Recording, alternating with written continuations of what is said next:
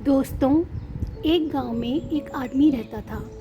वह बहुत अच्छा था, हमेशा दूसरों की मदद करता था और उसका दिल बहुत अच्छा था। वह किसी का निरादर नहीं करता था। अपने घर पर आए हुए मेहमानों को बहुत आदरपूर्वक भोजन करवाकर भेजता था और वह प्रत्येक दिन ओम नमः शिवाय का जाप करता था।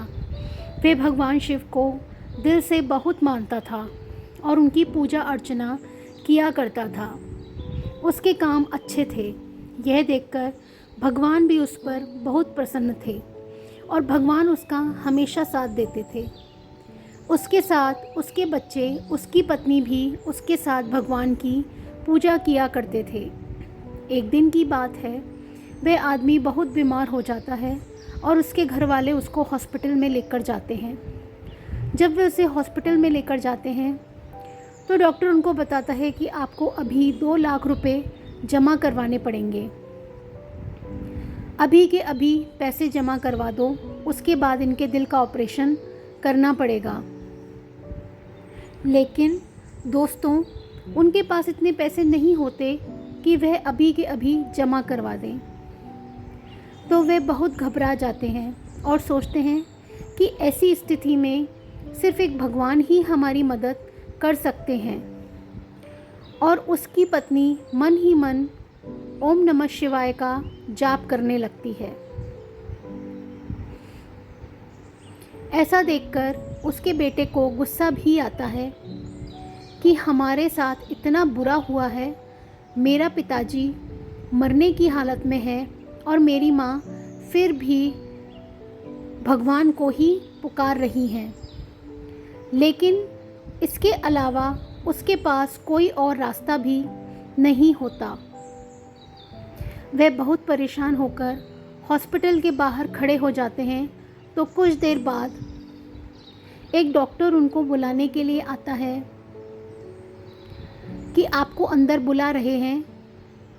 जब उसका बेटा अंदर जाता है तो वह बड़े डॉक्टर से मिलता है और वह डॉक्टर बताता है कि तुम्हारे पिताजी का ऑपरेशन हो गया है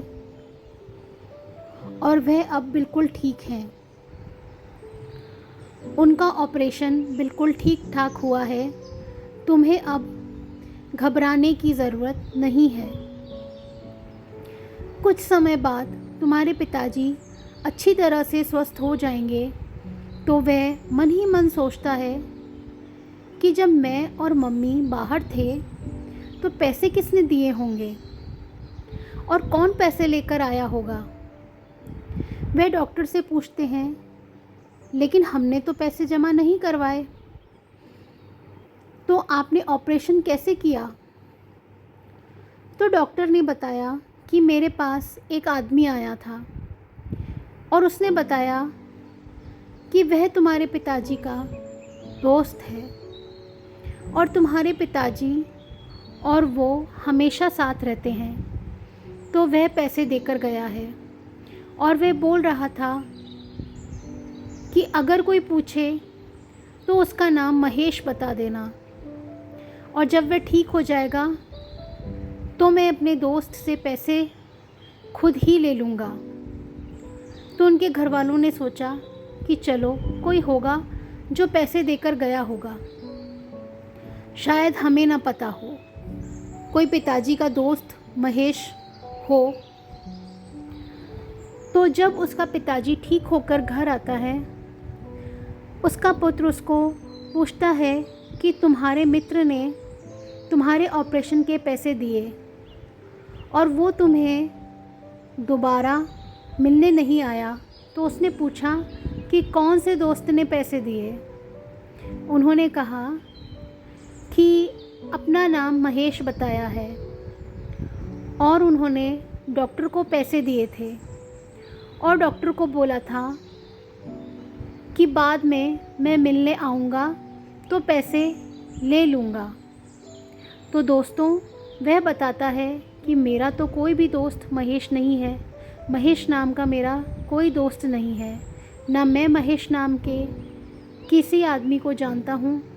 तो दोस्तों, ऐसा सुनते ही उसकी पत्नी समझ जाती है कि ज़रूर खुद भगवान ने आकर हमारी मदद की है और उन्होंने ऑपरेशन के पैसे दिए हैं। और जब बहुत जानने की कोशिश करने के बाद भी उन्हें कोई महेश नाम का आदमी नहीं मिलता और ना कोई पैसे वापस लेना आता है, तो सभी परिवार वाले भगवान के सामने हाथ जोड़कर उनका शुक्रिया अदा करते हैं और बहुत खुश होते हैं कि कितनी मुश्किल की घड़ी में भगवान ने खुद आकर हमारी मदद की है।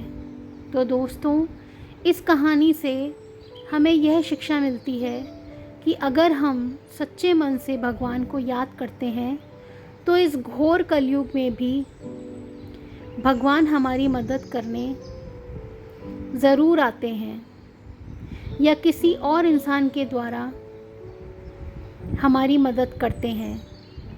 लेकिन दोस्तों, मदद ज़रूर करते हैं, बस विश्वास होना चाहिए।